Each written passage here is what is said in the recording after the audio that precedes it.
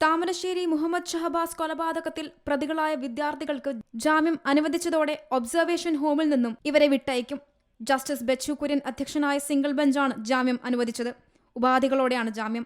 50,000 രൂപ ബോണ്ട് കെട്ടിവെക്കണം, സാക്ഷികളെ സ്വാധീനിക്കരുത്, സമാന കുറ്റകൃത്യങ്ങളിൽ ഏർപ്പെടരുത്, രാജ്യം വിട്ടുപോകരുത്, വിദ്യാർത്ഥികൾ അന്വേഷണവുമായി സഹകരിക്കുമെന്ന് രക്ഷിതാക്കൾ സത്യവാങ്മൂലം നൽകണം, ഈ കാര്യങ്ങളിൽ വിദ്യാർത്ഥികളുടെ രക്ഷിതാക്കൾ ഉറപ്പു നൽകണം എന്നിവയാണ് ഉപാധികൾ. വിദ്യാർത്ഥികൾ ഒബ്സർവേഷൻ ഹോമിൽ തുടരുന്നത് ബാലനീതി നിയമത്തിനെതിരാണെന്നും കോടതി നിരീക്ഷിച്ചു. നേരത്തെ കേസിൽ കീഴ്ക്കോടതി വിദ്യാർത്ഥികൾക്ക് ജാമ്യം നിഷേധിച്ചിരുന്നു. അതേസമയം കുറ്റാരോപിതരായ വിദ്യാർത്ഥികൾക്ക് ജാമ്യം അനുവദിച്ചതിൽ അപ്പീൽ നൽകുമെന്ന് ഷഹബാസിന്റെ അഭിഭാഷകൻ അഡ്വക്കേറ്റ് ജലീൽ വ്യക്തമാക്കി. എന്നാൽ ഇത്തരം കുട്ടികൾ ഹീന കുറ്റമാണ് ചെയ്തത് എന്നത് വ്യക്തമായ തെളിവുകളും പോലീസ് റിപ്പോർട്ടും വീഡിയോ ഫുട്ടേജും എല്ലാം ഞങ്ങൾ ഹൈക്കോടതിയിൽ ഹാജരാക്കിയതാണ്.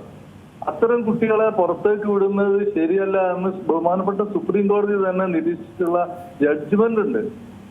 അപ്പൊ ബഹുമാനപ്പെട്ട കോടതി എന്താണ് ഉദ്ദേശിച്ചത് എന്ന് ബെയിൽ ഓർഡർ ഞങ്ങളെ കൈ കിട്ടിയിട്ടില്ല. എന്താണ് കോടതിയുടെ നിരീക്ഷണം എന്നുള്ളത് വായിച്ചു നോക്കേണ്ടതുണ്ട്.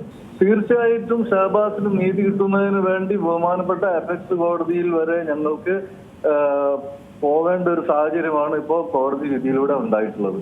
കഴിഞ്ഞ ഫെബ്രുവരി 28-നാണ് ട്യൂഷൻ സെന്ററിലെ പരിപാടിയുമായി ബന്ധപ്പെട്ട വാക്കുതർക്കത്തിന് പിന്നാലെയുണ്ടായ സംഘർഷത്തെ തുടർന്ന് ഷഹബാസിനെ സഹവിദ്യാർത്ഥികൾ ക്രൂരമായി മർദ്ദിച്ച് കൊലപ്പെടുത്തിയത്. Zee Malayalam News, Kochi.